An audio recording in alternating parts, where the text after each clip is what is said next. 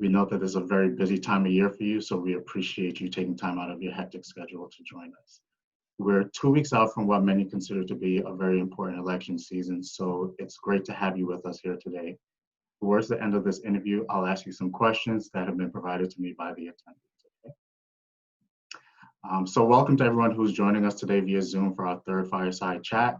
For those of you who are unfamiliar with Representative Duran, he represents District 112, which includes Key Biscayne, Brickell, The Roads, Coconut Grove, and portions of Coral Gables, to name a few, and serves on the Healthcare Appropriations Committee, Health Innovation Committee, and Commerce Committee, to name a few. He's a Florida Gator and fellow attorney, having graduated from New York Law School in 2008. He's currently campaigning for his third term as state representative for District 112. Representative Duran, welcome. So let's start with asking you some background questions. Who or what influenced you to become a lawyer? Sure. So, it's good to be with you, and thanks for having me. Always love to do these kinds of talks and conversations. So it's an honor to be joining all of you today.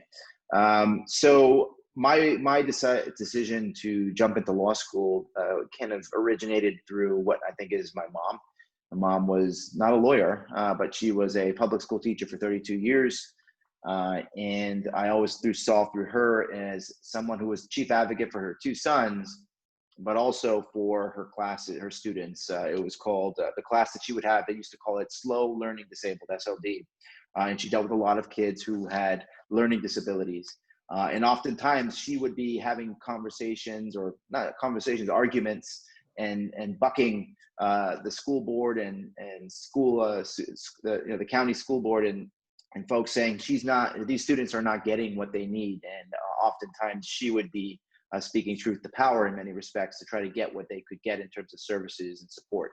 And so it was through her that instilled in me this idea of how do we help our community? How do you help folks within the community other than just yourself? And it kind of stuck with me over the course of college that there was something I wanted to do, and that was to help people. And so I decided to go to law school to do just that. Okay, great. So when you were in law school, you knew that you wanted to be a politician.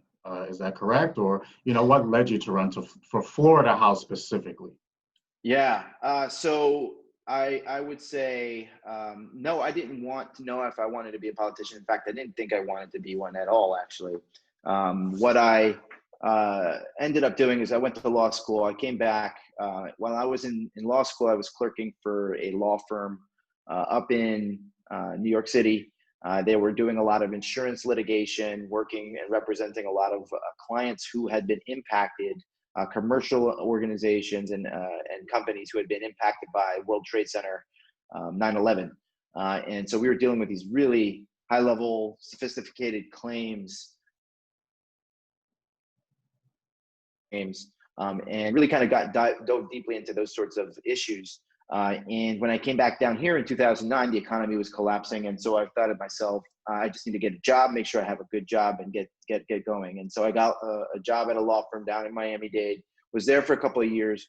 I think for me, what I decided was I wanted to try something else before I dove deeply into law. And so a couple of years later, I left and went to nonprofit sector and started working with a guy named Dave Lawrence. He's the former publisher of the Miami Herald. And his political strategist was a guy named Sergio Bendixen. And Sergio was a well-known pollster in Latin America and in politics in general. And he kind of got it out of me that I should try something else.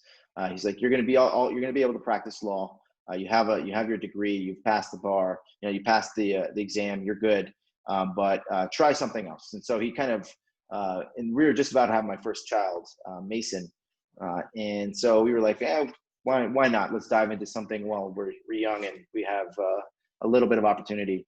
So during that process of working in the nonprofit world, and it's been 10 years now that I've been in this world as a nonprofit executive, overseeing several organizations, it's then engaging and advocating with elected officials that were, it's in that sort of idea of being up in Tallahassee, having 5 minutes to kind of pitch what you think is an important issue. And for me, the issues were investment in early childhood education, reducing barriers to access to healthcare for children.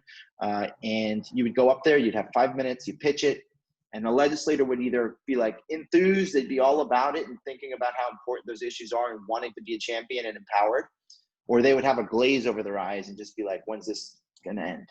And I think that those people who were sitting there staring at their watches were the ones who left an impression in me that, you know, if I had meaningful time with someone like that, in the floor, on the chamber, walking around the Capitol with them and engaging them, having a real working relationship, I bet you I can change their perspective or thought and help them in their own mind prioritize issues and policies like these. So it was over a couple of years of advocacy work that really made me think about that. And then Dave, you know, he is a forthright, upfront person, and he kind of really did instill in me a lot of thinking about what does leadership look like. And I always thought of myself as the guy in the background helping make things happen. And he said, no, Nick, I need you to step up. I think he kind of put into me the idea that I should be stepping up to think about these and be a voice. And the stars kind of aligned. So I decided to run for office back in 2016. Awesome. Yeah, I know how frustrating that can be when you're up there in Tallahassee and you're talking about some serious issues and you feel like it's not really being paid much attention to. But just to kind of go back a little bit about your work in the nonprofit profit sector, prior to being a representative, as you said, you held a number of leadership positions in healthcare policy and community engagement. How have your roles in Enroll America and the Children's Movement of Florida shaped your perspective on healthcare?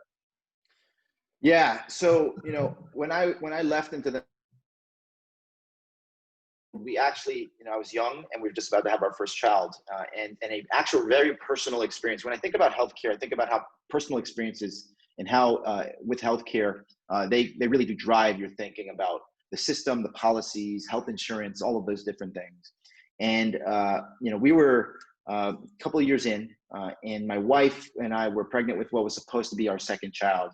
She ends up having a miscarriage about 20 weeks in. And she's in the hospital. We have associated some other issues, healthcare issues that she was dealing with. And so it was a dark, deep time in our lives. And you know, one of the things that I look back at and I think was a silver lining was the estimation of benefits, the EOB, that you get in the mail that comes from your insurance company that says, this is what we covered with this healthcare. With your health insurance. This covered all of these services. And what we saw was something that said racked up close to $60,000 in medical services and healthcare services that we were only on the hook for about $4,000 because we had health insurance. And that struck me because at that moment in time, if my wife and I and my young son were stuck with a $60,000 bill, it would have changed the entire dynamics of how we lived, where my son went to school. It really would throw you into an economic whirlwind. And for many families, that would be the case. And that really kind of stuck with me. And I dived into Enroll America. I was recruited to help implement the Affordable Care Act in the state of Florida. And for me, healthcare is this. It is the economic security. It is a form of economic security that allows families a sense of security, an ability to ensure that their family does not go into financial detriment, into bankruptcy, simply and solely because they had some level of a healthcare issue that happens. Because I know it's not a matter of if, it's a question of when you have a healthcare issue. So that's always been informed my sort of thinking of healthcare, and help kind of drive policies related to healthcare when I went up to Tallahassee. Great. Yeah, I mean, and I want to touch on that a little bit as we move forward, but I just want to ask you quickly about, you know, since you've been in Tallahassee working as a representative, what are some of the accomplishments that you've had that you're most proud of, whether it's healthcare or anything else?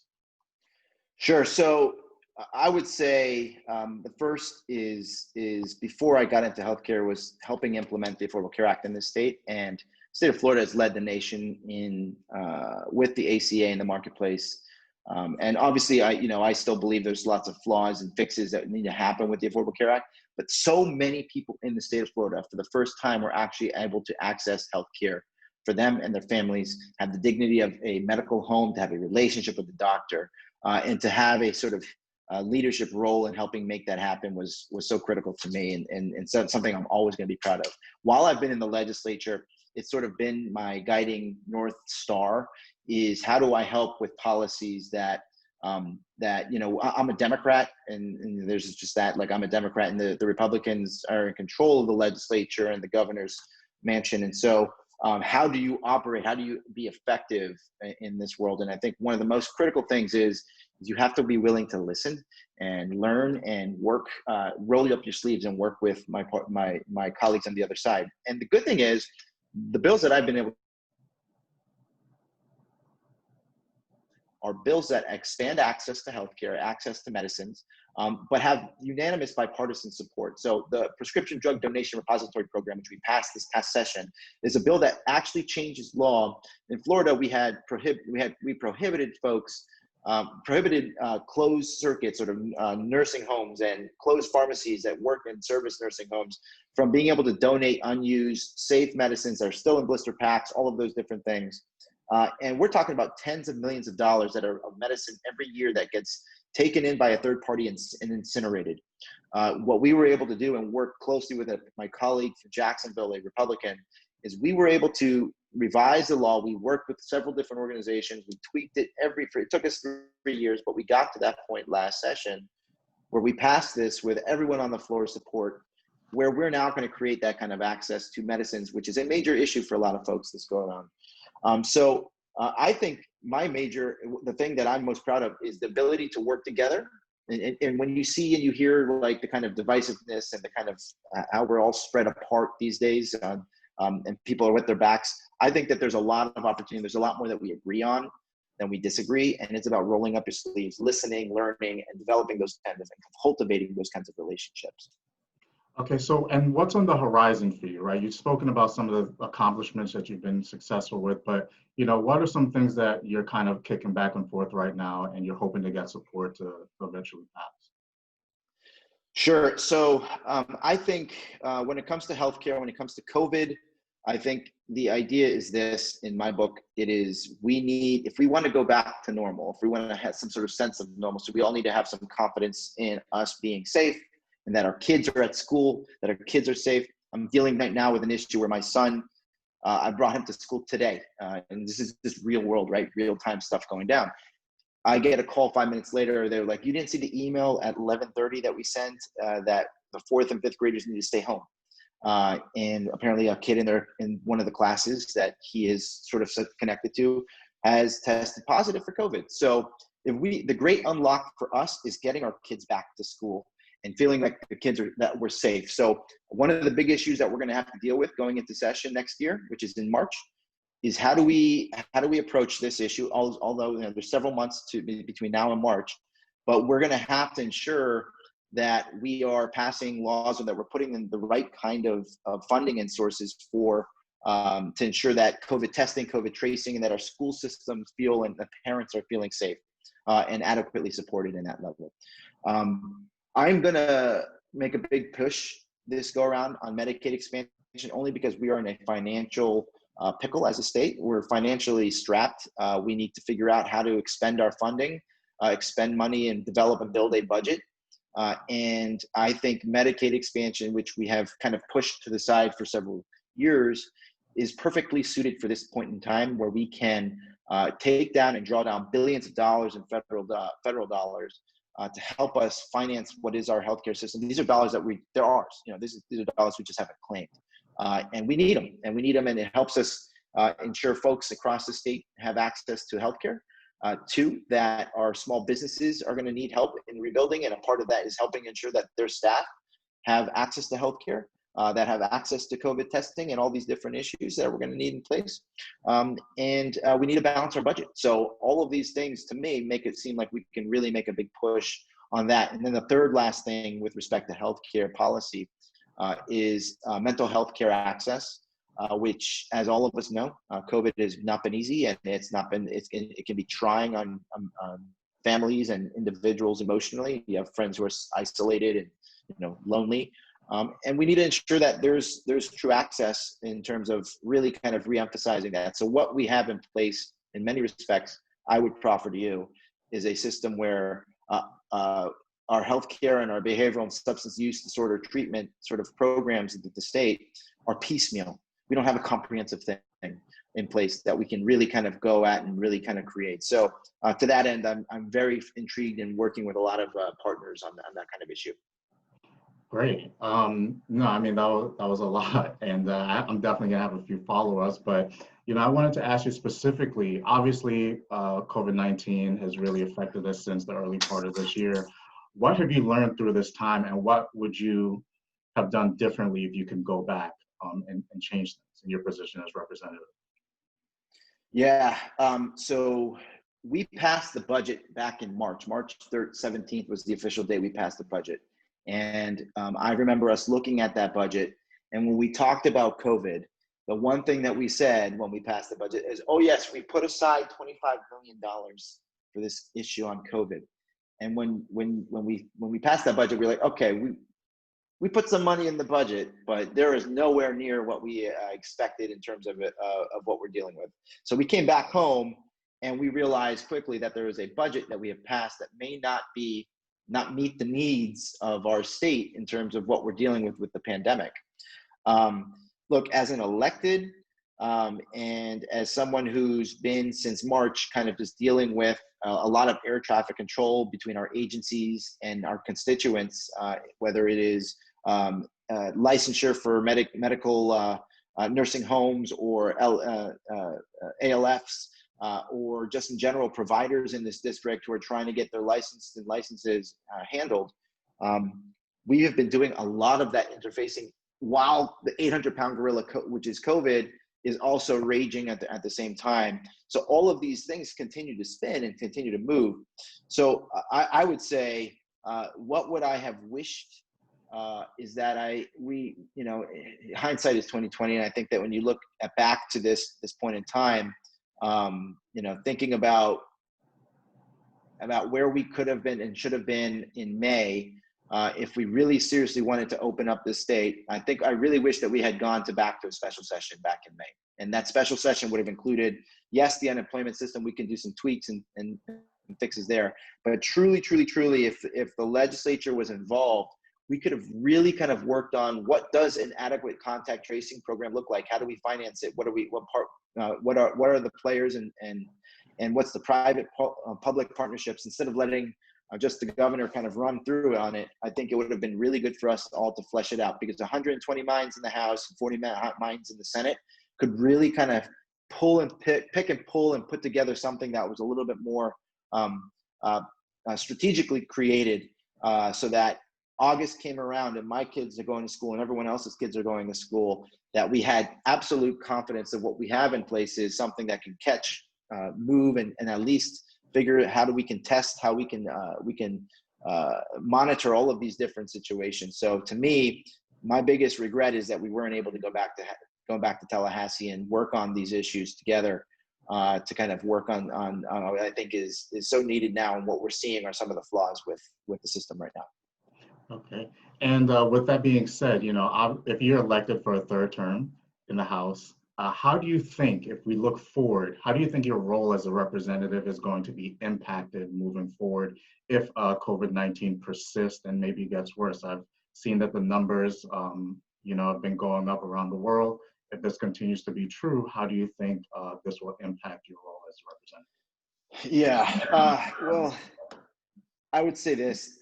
First is this. I think what I hope to do without passing policy is to help instill confidence that individuals realize that what we're doing as a nation, that we all have to lean in. And I kind of liken where we currently are to, if you think about back in World War II,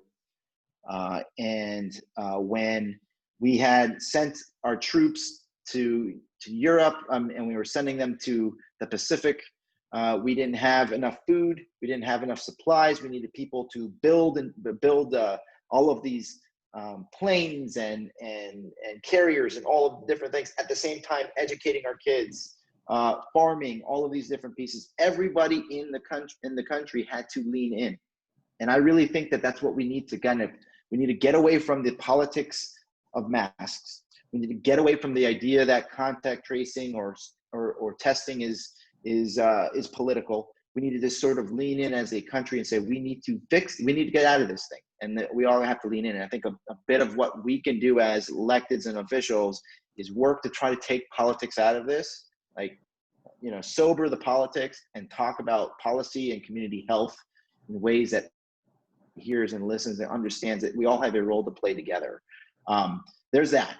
With respect to policy and with respect to healthcare, we have a system here in the state where we still have a lot of uninsured. We have one of the highest uninsured rates, and the rate has grown.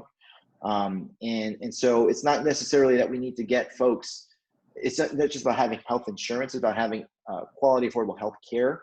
And so the idea of how do we reduce barriers for children and families? How do we ensure that the social service programs like Kid Care Program are not creating fiscal cliffs where a mom of 2 children has to say, I have to consider whether or not I take that $3 or $4 raise, because if I do, it puts me in an income level where I no longer am eligible for my kids to have health care.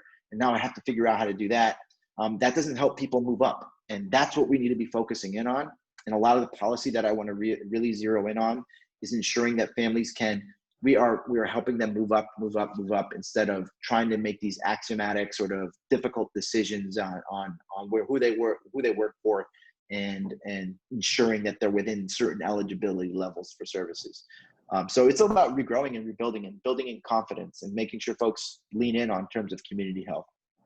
Sure. And you spoke briefly a few minutes ago about expanding Medicaid in the state of Florida. And as the executive director of the Florida Association of Free and Charitable Clinics, you help provide services to many medically underserved people in Florida. What do you think, other than what you've already done, what can be done to expand this outreach initiative so that people, can have access to the care that they need, especially during the times of this pandemic? Yeah. So the free and charitable clinic sector, I came across them when I was implementing the Affordable Care Act, when I was overseeing the program and the campaign. And the reason I came across it is because when we would have folks come to us who were not making enough money, or were making too much, we're not making enough money, but we're too the Medicaid gap. So they were too poor. They were poor, but they were making too much money. So they sat in the middle, and it bothered me and a lot of my staff across the state that we couldn't just say sorry, good luck. So we worked to find what could be a good resource for individuals so that they can have some sort of, a modicum of ability to secure healthcare, to have a relationship with a doctor. And we came across free and charitable clinics. Now, what's unique about free and charitable clinics, since this is a health policy sort of group, is that they exist because of sovereign immunity statute that was passed back in 1992. That provides, and that really kind of fostered the idea to recruit medical professionals to volunteer their time. The lifeblood of a free clinic is the medical professionals who volunteer. And they volunteer because they are an agent of the state. They have sovereign immunity that allows them to provide free medical services to uninsured and working poor who are under 200% of the federal poverty level. And so what I've seen from this is there are close to 240,000 Floridians who rely on this sector for their medical care.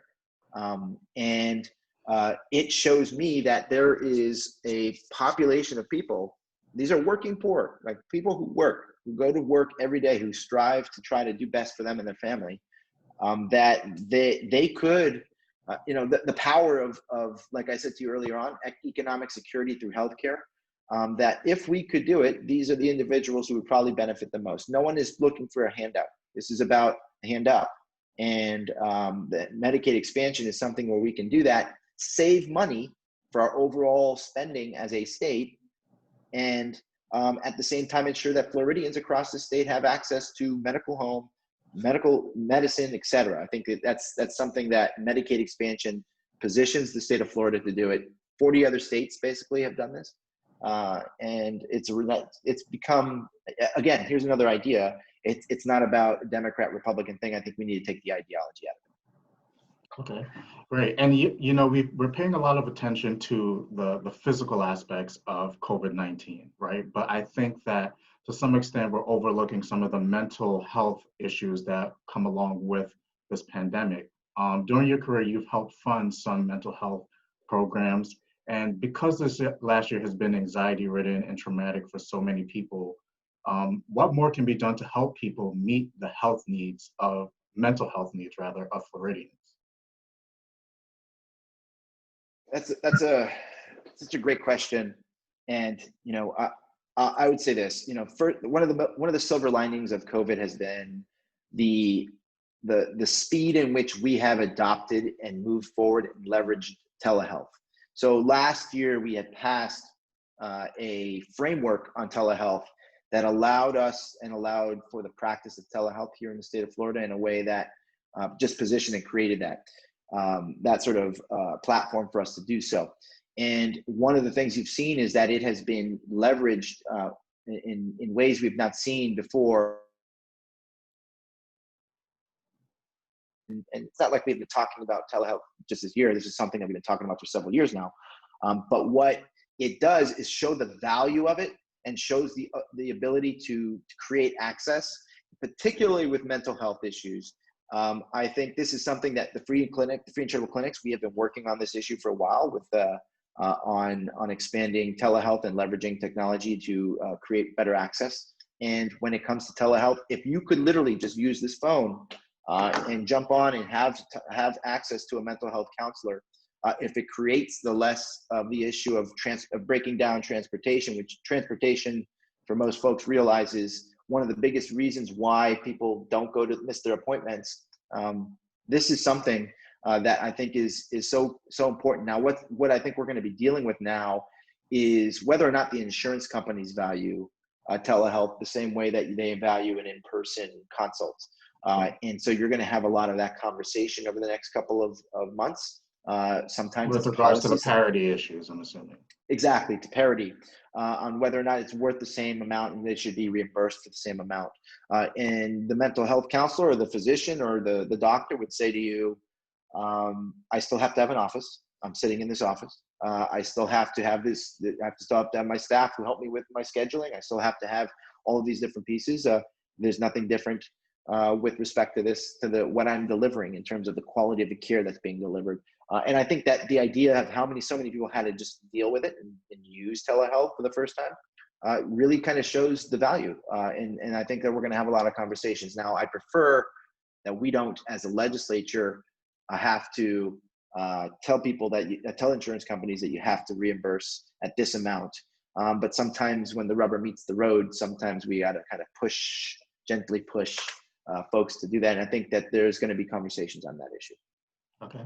And if we stick with the theme of mental health, with regards to the opioid epidemic in the state of Florida, what effects has the controlled substance prescribing bill you passed in 2017 had in Florida? Yeah.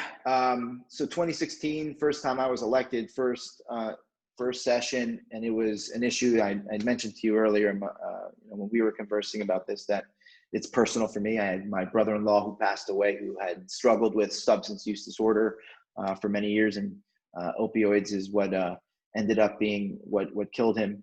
But it was an issue that I dived deeply into in my first session because I wanted to understand how can we as a state be taking this on? There's obviously something we can do and do better. And the first is to modernize the prescription drug monitoring program that we had in the state since 2009. But in it, and just like a lot of policy, you find old, outdated requirements in things. And for instance, pharmacists were required to, they had 7 days to submit the prescription data that they were having. They could take 7 days, or they could submit that information by CD-ROM and send it in the mail. And to me, I'm just like, we're living in a day and age where you can upload data like that and have it in front of you real time and in the system. And I think that doctors who are going to use that system need to ensure that the system works, that it's easy to get into, that the data is good. And if you build it, they will come. And so that was the first piece of what we did. In 2016, we did that. We had a major debate on restricting the number of opioids in an initial prescription to 3 days. Major debate. We won on that and had bipartisan support. And then the following year, we really kind of ironed it out. But what you did see is this: the system is being used far more meaningfully now. We have identified people who are careening towards addiction, and we're helping them, and we're accessing, and we're helping direct them to substance use disorder treatment. And the number of prescriptions have dropped dramatically. And so I think the idea was to really kind of create the tools, the framework that allowed our medical professionals to work within, but to also make and benefit them and the patients. Okay, and obviously we're here speaking today via Zoom. You touched on telehealth a few moments ago, online prescribing for medications in this sort. Technology is really kind of, ushering us into a new era. What long-term changes to the healthcare industry do you envision, or do you think will remain in place after COVID-19 is over? So I've been reading this book called The Long Fix, and I just started running through it, and I'm really looking forward to November 4th, because I think November 4th will give me a time to begin to read for pleasure, read for thinking. And campaigning right now has been kind of hectic a little, but the premise of the book is this, and I think I'm fascinated to dive deeply into it, is that I think our healthcare system, regardless, and I bring it back to the idea that everyone can have health insurance. It's about actually having access to health care and the delivery of health care, but that our healthcare delivery system has been built on for years and years and years on a pay for action, right? So you do a particular service, we pay it, and what we need to be doing is pay for outcomes. And shifting to a more of a pay for outcomes sort of system. So how do you do that with system configured the way it is, and how can we move towards that sort of system that really brings us to a point where we're saving money and people have quality care, but what we're doing is we're ensuring that when we deliver care, it's because we know that it's making that person better, more healthier, that they're less sick, that they're not having to come to the doctor so much. And I think one of the interesting pieces about the ACA was that they created those accountability organizations, the ACOs, that were focused on that. We'll pay you X amount of dollars. And if you do good, if you really get that patient from having to have so much more services, you'll get the back end, you'll get that cream that you're able to save on that. And I think that how do we shift that kind of thinking on all levels is something that I'm really intrigued about, and how policies of different portions, whether it's not just simply the healthcare system, but all of the different pieces of what builds it up, right? The basement floor for policy that helps kind of create that. And early on in the pandemic, there were issues with a shortage of PPE, ventilators, and other supplies. Healthcare practitioners were sleeping in their garage because they didn't want to bring anything back home to their family. There was a lot of uncertainty. But I'd like to ask you, what more can be done to support healthcare professionals who are treating COVID-19 patients? So, and I serve on the board of the Jackson Health system down here in Miami, the largest public health system down in Florida, and one of the largest ones in the country. And this has been an issue. I work closely with 1991 SEIU and our other friends at AFSCME on this issue. And I remember early on how scared everybody was when it came to accessing PPE. And if you can just think back about 6 months or 7 months, how finding a mask was quite a just as an individual was pretty difficult to find, to order online, etc. And particularly with my clinics, the free and charitable clinics, the association had to go in and find a reputable, somebody we could trust who would deliver to us those things, the PPE. And I spent tens of thousands of dollars becoming my mini Amazon by buying this equipment, making sure it came, then repacking, just redistributing it to get to clinics. Look, I think we're in a better position now with PPE. And I hope and believe that the ability to access PPE now is far greater. And so you'll see a lot more meaningful stockpiling. You see Jackson, you see Baptist, you see all the other healthcare systems. They have taken on this sort of challenge of ensuring that PPE exists at a far greater level. But what does that really mean? It means that for now, while we are in a pandemic, we're going to have to, at a city, at a municipal level, at a county, at a state level, and national level, kind of emphasize the ability to get access to it. And whether that means incentivizing businesses to be here to do things, whether that means passing particular policies to ensure that this is a place of where supply isn't ever going to be called to question, and that we are meaningfully stockpiling for the future. We're going to have those kinds of conversations there. And I think I may have meandered off the question. If you can repeat it again, the second half of what you were asking. Yeah, so basically I was just saying, what can we do to kind of better prepare and support healthcare professionals who are treating COVID-19 patients? Yeah, and the frontline workers have, it's been tough. And I think if you think back to July and August, they were having some tough times here in Florida and across the state. But now we're seeing it in other states like Wisconsin, for instance. It is this one. We have to first ensure that as a state and as municipalities and as healthcare systems that we're providing these folks with safety. And that means adequate PPE. That means adequate testing. So as a state, are we supporting our healthcare systems with the funding and resources? Do we need to be the coordinator?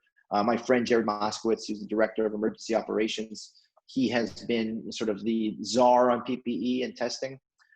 But then the second half to this is, are we treating our staff meaningfully? Are we paying them right? Are we ensuring that their workers' compensation, that they're covered, that their health insurance is covering it in certain ways?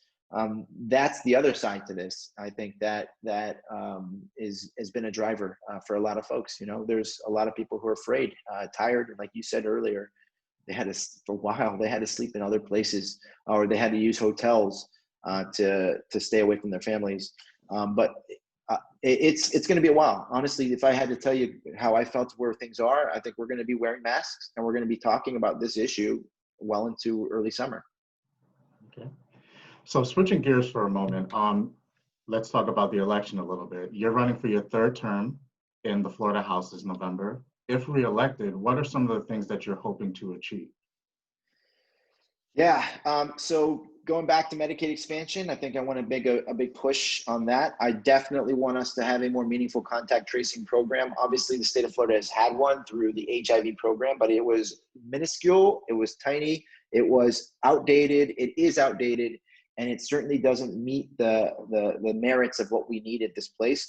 So it's not necessarily, will we need contact tracing?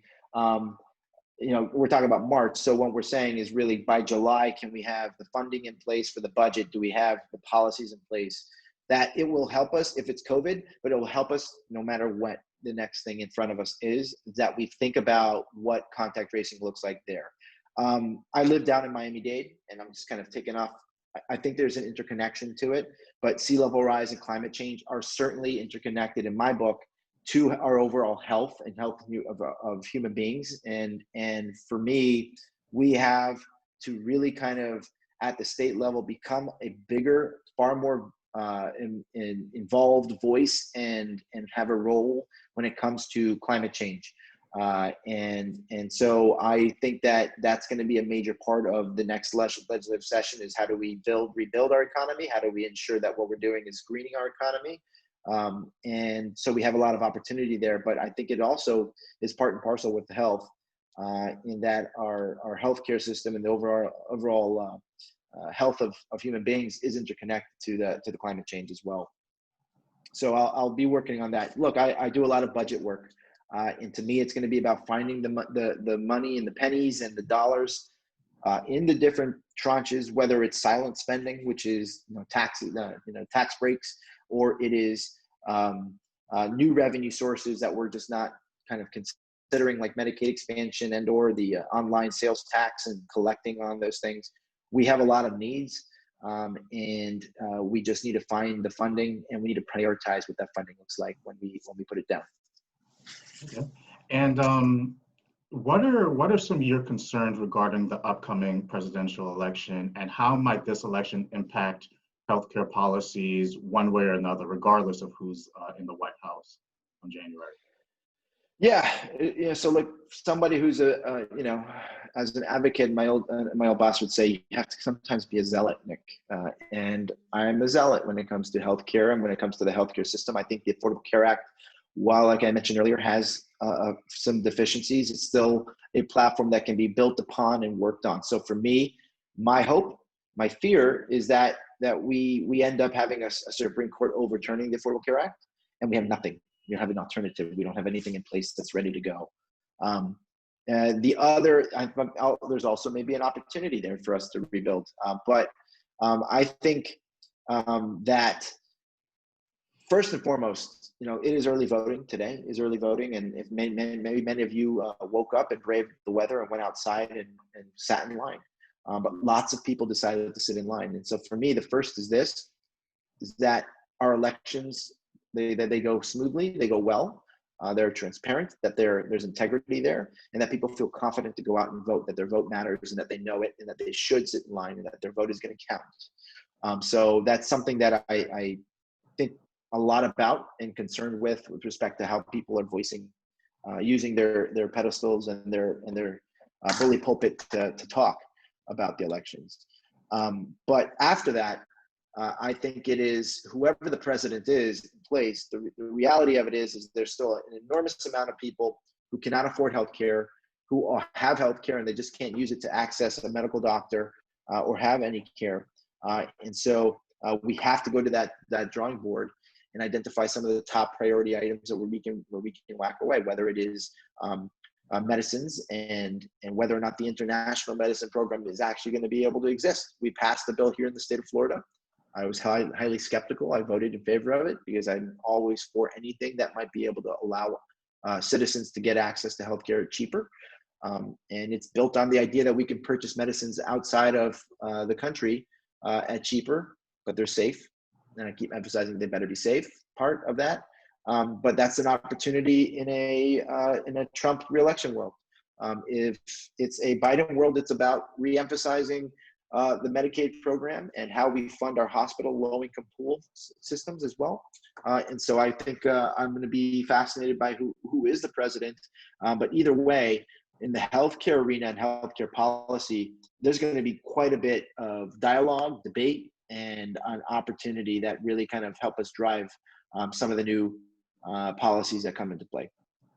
Okay. So let's go back to voting for a moment. So many Americans, have voted already this year, shattering previous records. Many of them are voting by mail-in ballots, whether they actually mail it in or physically deliver it to one of their polling stations. Do you believe that voting by mail-in ballots will be the new norm? And do you have any reservations about this type of voting and the potential for voter fraud? So we have been voting by mail since the Civil War. And voting by mail has been in place for years on end. And here in the state of Florida, our voting by mail program has always been looked at as a shining star. Republicans, Democrats, mainly Republicans historically have been the ones who've used the vote by mail program the most. And in a COVID pandemic, that is still simply, we do not see any ending to it. Why not? Why not be able to take advantage of the opportunity to vote safely, vote securely, and get your vote counted? And I voted by mail this election. I usually go early voting and I'll get in line. I like to do that. I like to mark it off and sit in the booth and do that. I like the feeling of it. But I've spoken so much about voted by mail. I've learned so much about it over the course of the last 4 or 5 months as we led into the primaries, that I just said, if I'm going to talk about this, or we're going to bring this to the public, then I might as well practice what I preach. So I voted by mail, put it in the ballot, put it in the mail. I watched it. I tracked it online. You can track it nowadays online. and you can see that it was received and that it was counted. And so for me, this isn't new. This is something that we have the opportunity, we get better at with years as they come along. And I would say that if you want to vote by mail, you should vote by mail. And I always say vote earlier so that you have time to cure any issues that may happen with your ballot. But no one should feel less secure that their vote will not count solely because it's vote by mail. I think this is America. We're good at this. I don't know if any of you like the West Wing, but the new West Wing special, I heard somebody say that a couple of times, and it really rang to me because we have been voting for many, many years, and vote by mail, and the fraud is so small, and so tiny in retrospect, that it is a timed and true practice that we have here in the United States of America. Great. So, we're obviously trying to make voting more accessible to so many people throughout the state. But you have a lot of young people who still aren't voting. You have a lot of, older people, professional people who feel that their vote doesn't matter for one reason or another. And that could, specifically could really impact on a more local level those individuals who choose to sit out. What do you think can be done to increase voter turnout, whether, in person or mail-in ballots in local elections, particularly for the younger generation? It's a good question. Look, I'm a millennial, so I guess I'm 38 and I was born in 1981, and I'm on the outer edge of it, I guess. But look, as a younger person, I remember voting when I was 18. I remember voting when I was in college, waiting in line in college. It's hard. I think there's like a saying I live by. It says, "Seek outrage daily, but do not be bitter." By that, I mean that every day you wake up, there are things that are going to really, really just outrage you and make you really fester and feel really angry. But it's about channeling that anger towards more positive use. So don't be bitter, put it to work. Go volunteer here, do work on an issue that you find important, that you think you can help change. And so I think a bit of it is civic engagement, and getting folks involved on issues in their community is something that I think is always going to be a great way as a launching pad for younger folks to be like, I can be a part of something that's important. And then when you say you need a vote, voting is just another way of sharing that opinion of what you think is important. So to me, it's going to be constantly about engaging people, not just simply on voting, but engaging them in the community, because when they can see it for themselves, whether it's working on a food line, whether it's working a car line that's dropping food in people's trunks, or helping get masks and things and PPE to folks, there's going to be a lot of those kinds of opportunities. And I think it's us just as individuals, a little older, but saying, look, I trust that you can do these kinds of things. I think you can be doing these things. Let me empower you. So involving individuals on things is an important part of it. Outreach and engagement is first. And look, the one thing about social media to me is it can be a great force of division and creating this lack of this major concern that everything is wrong, that everything is happening in this world is wrong, or that there's so much we have to be skeptical about. And so I just sort of say to everybody, you got to reaffirm to people that their vote is important. It's an important right that was given to them, and one of the most important things you can do as an American. And so you should protect that franchise, and you should protect your right, and you should always use it no matter what. I don't care who you vote for. Oftentimes, if you don't live in my district, if you're in my district, you can vote for me. But it's something we got to continue to push on people, the importance of it, the history of it. And I think it's just going to be a constant struggle for us as a nation, as state, and as communities. Great. And you've touched on a lot of different things today, but I'd kind of like to maybe summarize some of the points that you've made. What are some of the changes that you foresee in the next 10 years that will affect those working in healthcare and health law specifically? Yeah, first will be, and it's going to be I think in the near future, whether the Affordable Care Act survives the Supreme Court. And the second will be who that president is right now, because I think that president sets the tone for what the healthcare system may look like for 10 years down the road. Look, I remember starting to work on the Affordable Care Act in 2010, 10 years ago. And so here we are, we're at a monumental sort of point where we go forward with it, rebuild, or does it get decimated and we have to create something brand new? I think we're going to force ourselves to move towards a pay for outcomes system and moving and expanding on that idea as opposed to pay for action. And then I think that through a system like that, we can create better access to all individuals. And so I think you're going to see that as a part of it. Because technology has just moved so quickly and changes, how we leverage technology in the healthcare system will be a major force driver and conversation starter as well.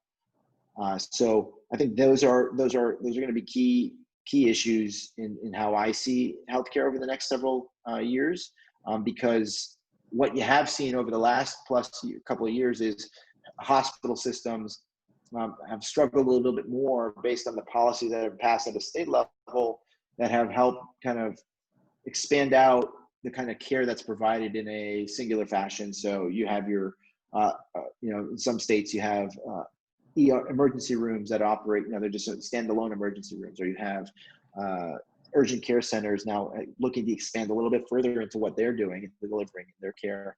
So those kind of constant struggling, pushing are going to always be a part of the system. And you'll see that kind of the competing theories of capitalist, free market versus a guarded sort of market system, kind of like the ACA, always in tension based on how people see and who's in power in the state of Florida. Okay, great. And I want to ask you a question that I received from one of the attendees. So you talked about telehealth earlier, and many of us are continuing to experience issues with broadband, which is a critical issue for telehealth. Are there any plans to actually force the ISPs to live up to their service quality promises or to allow more competition in Florida? Yeah, what an excellent question. And it's funny, we are here in election time, and one of the things that I remember when I was running in 2016 is I would go to early voting. I'd be out there early in the morning setting up my signs, and there was this person sitting up against the wall of the library in Shenandoah Library down here. And I'm like, hey, good morning. You here to start work? And she's like, no, I'm actually trying to get a proposal out the door. And this is where I get my internet connection from. So I have to come out here and kind of sit here and wait and kind of get this to the go. And when you learn, like a city like Miami has one of the largest digital divides in the country, I think you hit the nail on the head. We just talked about the idea of leveraging telehealth and technology, but you can't do it if you don't have the infrastructure or the access. And so how we break down the digital divide is going to be so critical and consequential over the next couple of years. One of the bills we did pass in the legislature 2 years ago, maybe 3 years ago, was a bill that would help facilitate 5G. There's always been this constant sort of grind and division between the communications companies and our cities and municipalities. If you want to put up a 5G pole somewhere, the bureaucracy from the county and the cities is there to ensure that it doesn't look like crap, that it's not in the middle of a sidewalk and create ADA issues. So there is this like complexity to how that looks and how that dance happens, but it's happened. I think the infrastructure is slowly coming into place in Miami. I was actually talking to some folks from AT&T and from Verizon, and I was so interested in understanding where are we now with the digital divide, because the report that I read from FIU several years ago said we were in a terrible place. And I think we can get better. I think, like you just said, if we don't live up to those expectations, and there's still children and families who just don't have access to Wi-Fi and to 5G and to the tapping into the internet, then we're failing. And I think as a state, we prioritize the ability to have access to these things, and we can guide those kinds of policies that ensure that that's the case. So we'll see. I'm bullish that we're getting there, that the infrastructure will build out, and we'll have it over the next several years. Okay, and I have time for one more question. And the final question is for you, obviously.